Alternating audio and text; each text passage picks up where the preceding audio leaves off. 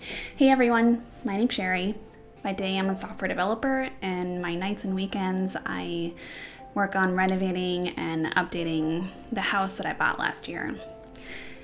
It was stuck somewhere in the 80s and 90s. And this video we're going to be talking about the first part of my office update, which is the room that we're in right now. So when we bought this place, this was a blank canvas. I'm talking white walls, popcorn ceilings. It did have some pretty nice floors, so we kept those. And one thing I was excited about was the mirrored closet doors, which I know many people would be taking those out, but one of my other hobbies is swing dancing, so I plan to use those for practicing. So my inspiration for this office, I had been seeing a few things on Pinterest and randomly when I was searching for how to decorate and paint an office. A bunch of these images kept popping up where it was all one dark color, which I kind of liked. It made it feel kind of cozy, and that's kind of what I want in an office. But also, I very much like cottage, so I kind of went for a half and half. There's this one image that I was really looking at that was like a sagey kind of green on the lower half of the walls, and the upper half of the walls it was a lighter green, and it had all this detail from murals and lots of flowers, and it was gorgeous. But my walls are super textured, and I don't think I'm going to be able to get any kind of mural like that. Now, green's not my favorite color, but I do like plants. All of the plants I do have are some kind of green. I have pathos, I have snake plants, I have rubber tree plants, money trees, random stuff like that. Pretty much all of it is non-flowering because I am allergic to pretty much all pollen, and I would not be able to live with it. So I thought a darker green would help the lighter green stuff stand out a bit, and I've really come to like it. For the ceilings, I removed the popcorn texture and found a lot of patches that the previous owners had done. There was one right underneath where the AC unit was. There's another one by the window. There's another one by the other corner. I don't know what happened, but this room had some issues. Also, a lot of repair work was needed, and it took a very long time. So after repairing the ceilings and the walls, I decided to add in the wainscoting, which is also called beadboard, to the lower half of the wall. It comes up about 4 feet, and I installed this just with some glue and with my brad nailer, and then took my new paint sprayer and sprayed the lower half of the wall. So that's where you see all of that plastic sheeting. That's to protect the rest of it. And then I finish it up with the gray color on top, which is seen throughout the rest of my house.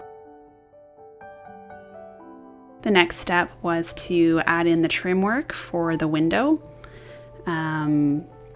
The windowsill was pretty small, and I wanted to be able to have it as a space to put plants or other knickknacks.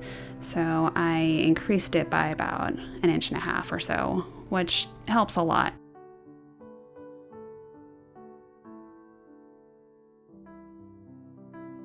And then I finished it off by trimming out the rest of the window. So I started with the windowsill and the top bit of trim, and then the inner sides of it.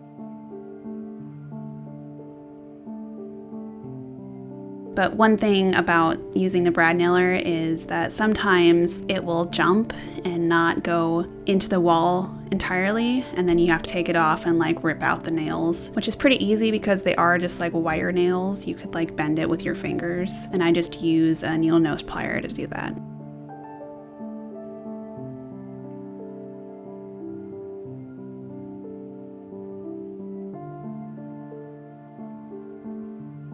A step that I always try to do, especially if I see that some of the nails are jumping, is to use a nail finisher. This just helps nail in all of the heads so I can cover it up with wood filler or with spackle, whatever I decide to use that day.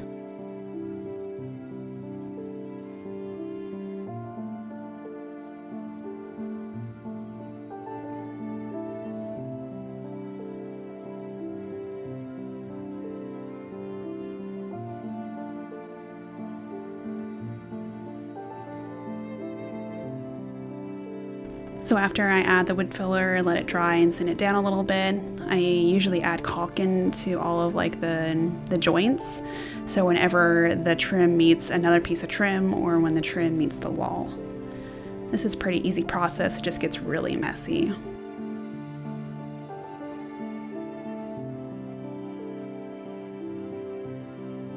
And then you just finish it off with the same color paint that I'd used before. And to try to minimize the stroke marks, you try not to do like up and down motion if it's a long piece of board, and just do side to side.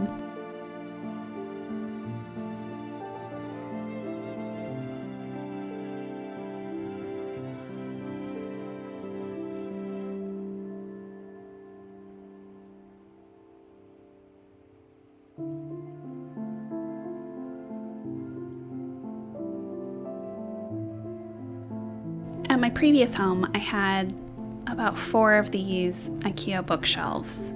I didn't really like the pine color, and I don't think that this type of wood would take stain very well, so I decided to spray paint them black.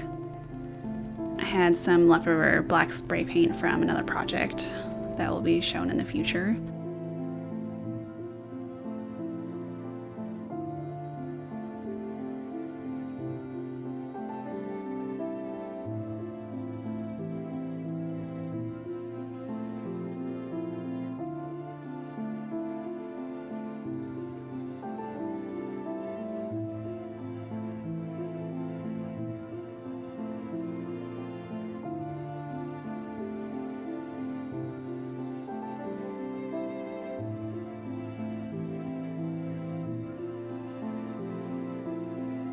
So I ran out of that spray paint and decided to just go and grab a gallon of the same color in a mat, which matches the spray paint, and use our handy dandy paint sprayer to finish off the rest of the bookshelves. This did take about 2 coats on both sides, but I think it came out pretty nice.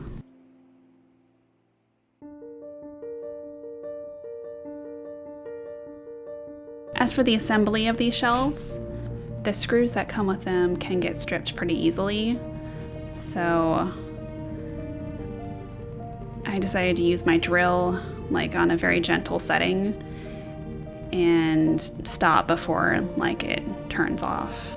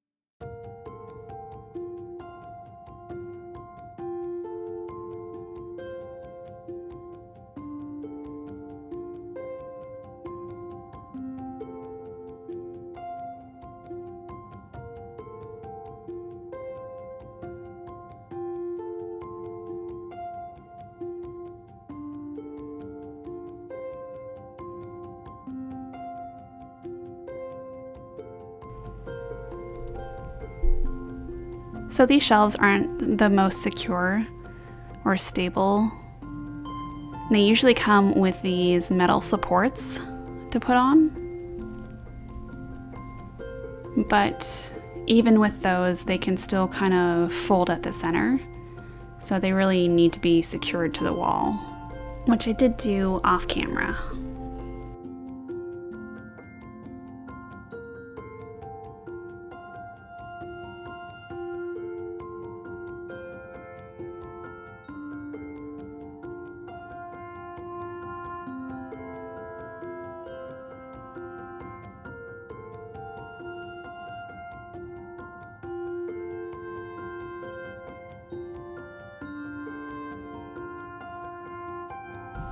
So I don't know about you, but one of my dreams has always been to have like a library or an office with a bunch of books in it.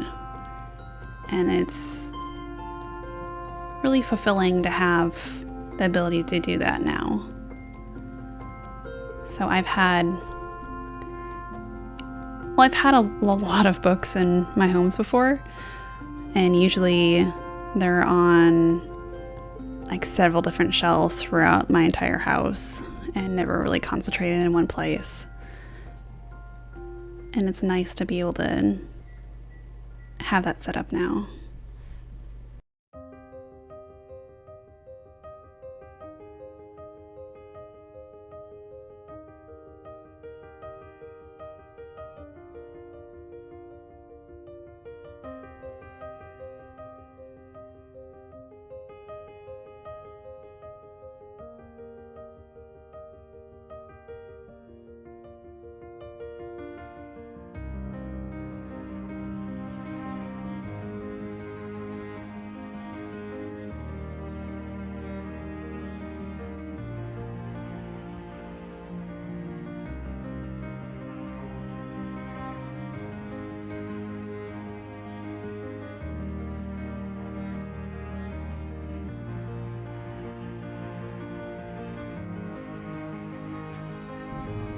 So don't judge me too hard.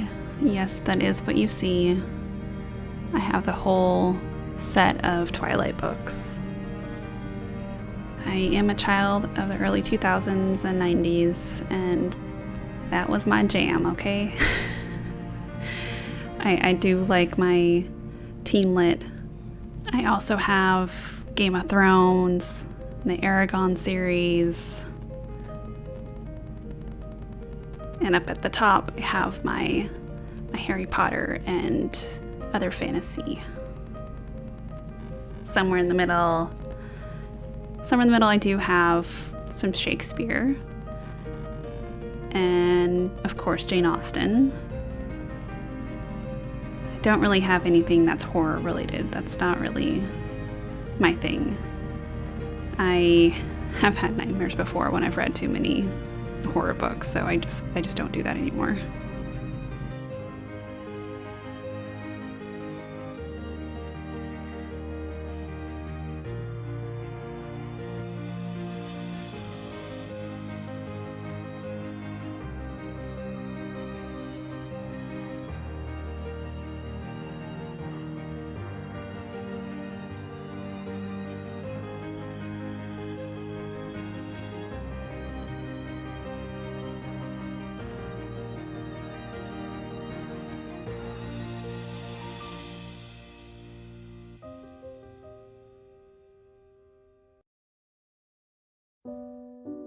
I present to you my poem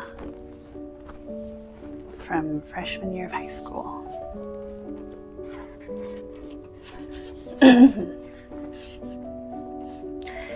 Why do people do what they do? Why have all these bad things happen to Earth? Why have all these bad things happen to people that have done so many good things in their life? Like when people fought for this country and never came home. I get all the things I need, and people in China are dying every day. Rich people walk by children who are born into poverty.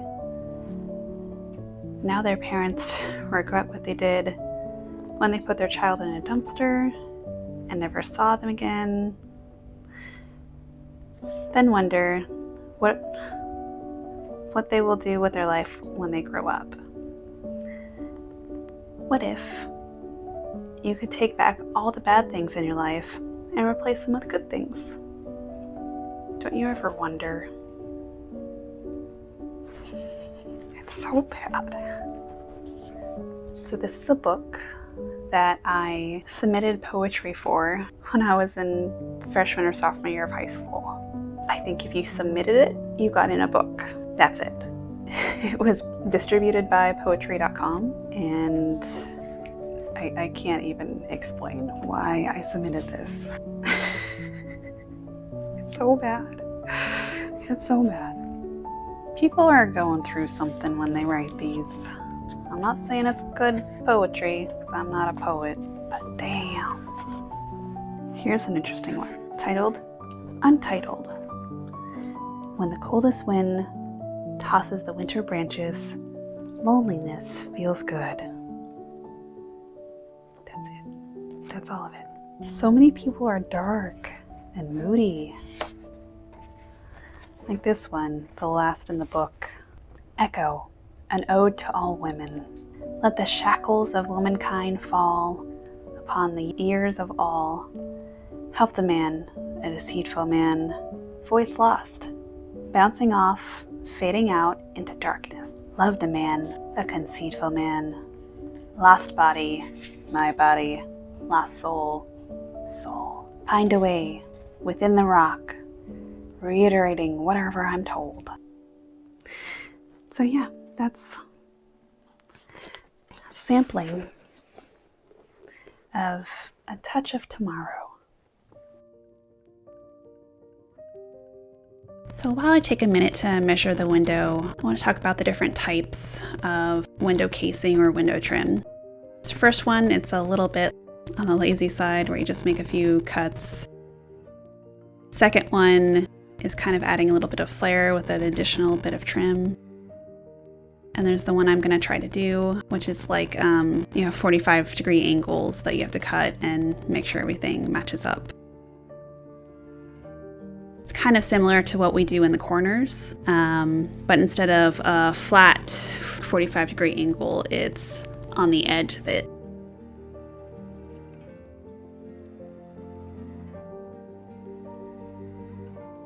You can see me cutting the corner trim right there using a miter saw, which actually can tilt to make those cuts.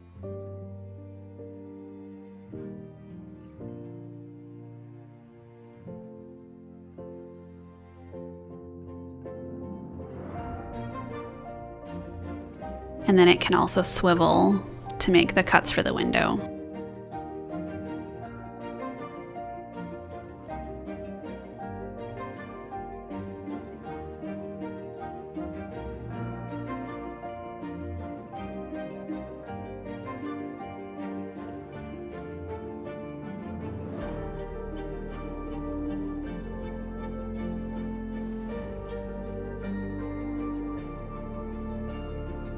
After cutting, it's usually a good idea to do what's called a dry fit, which is where you're not attaching the boards yet, but you put them up and make sure that everything fits and was measured correctly.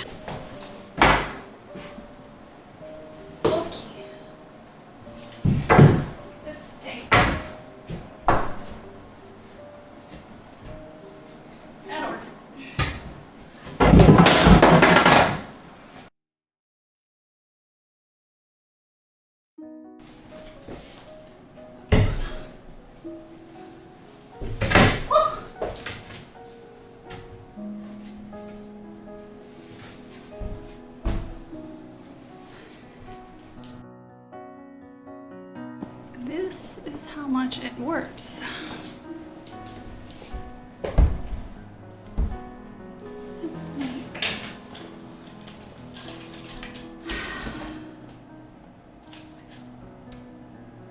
It's like half an inch. I hate these walls.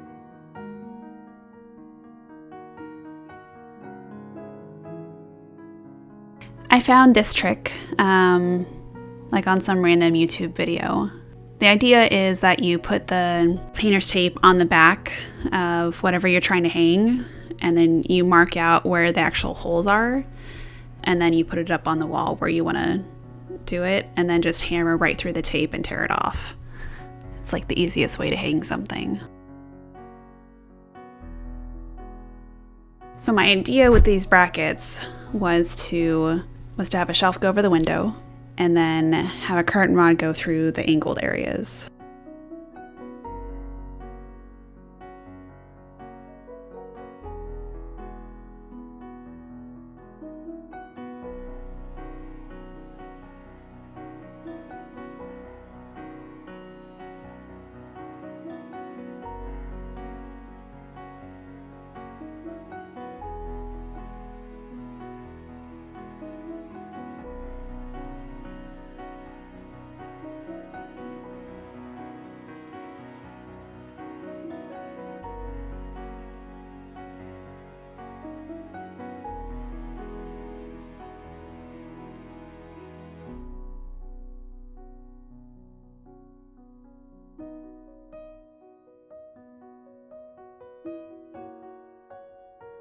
So the second variation of my window brackets, I plan on having these shorter brackets that actually fit the shelf, and then just putting a curtain rod around it.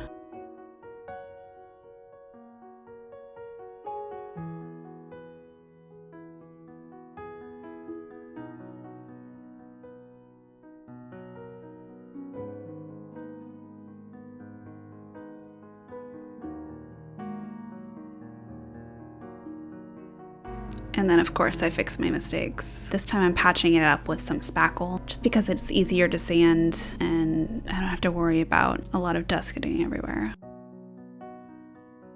After about a week of having the old curtains up, I realized that it didn't really block out the light like I wanted it to. So I decided to move the curtain rod to block out the light a little bit more.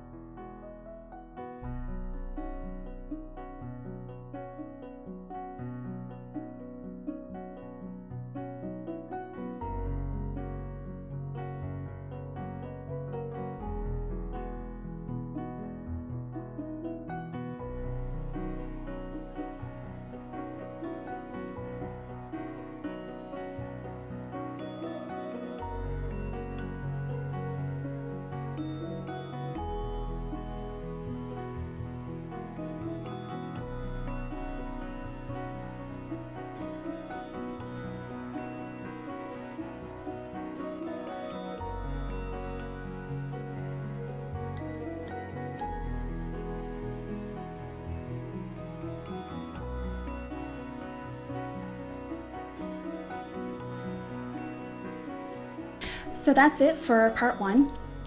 I'll see you guys again in part 2, where I'll be working on my closet and this other wall that I hope to put up like a sewing and crafting little station at. So that should be a lot of fun. I hope you guys come back next time, and I'll see you then. Bye.